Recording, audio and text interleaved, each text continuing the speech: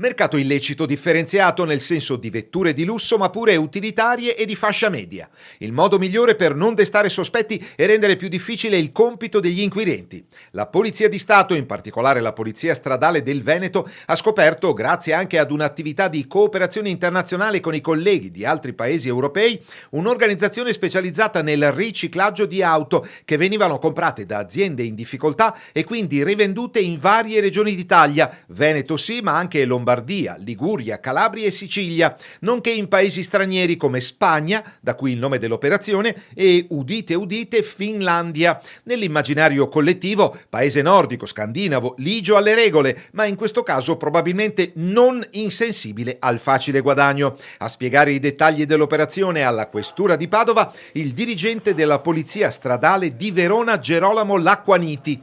3 le persone arrestate più una quarta con obbligo di firma, una quarantina quelle indagate. Si tratta di sfruttare le possibilità per alcune ditte di acquisire il leasing dei veicoli, produrre false denunce di furto di appropriazione indebita, di solito dopo qualche mese aver alienato di fatto il bene, averlo ripulito all'estero.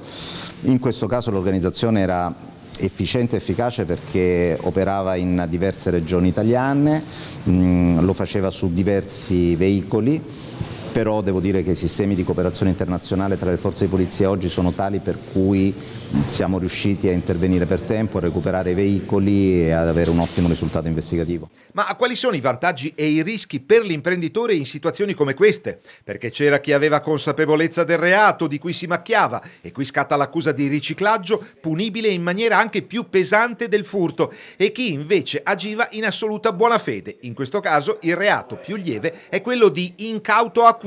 Gli imprenditori praticamente acquisivano una somma in denaro contante per quanto riguardava l'auto di cui avevano il noleggio, il leasing.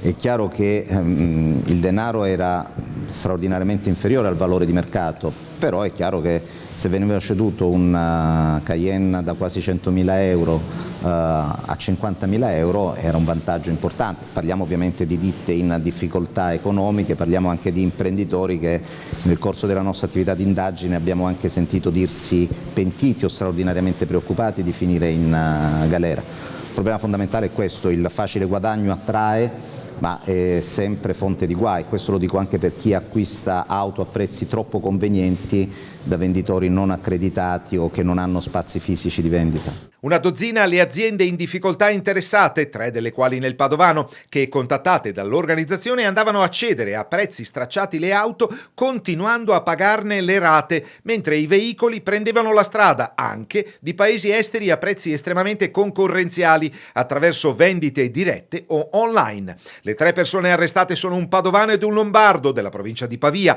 poco più che sessantenni, più un 49enne di origine finlandese ma residente nel Savonese, dunque in Liguria.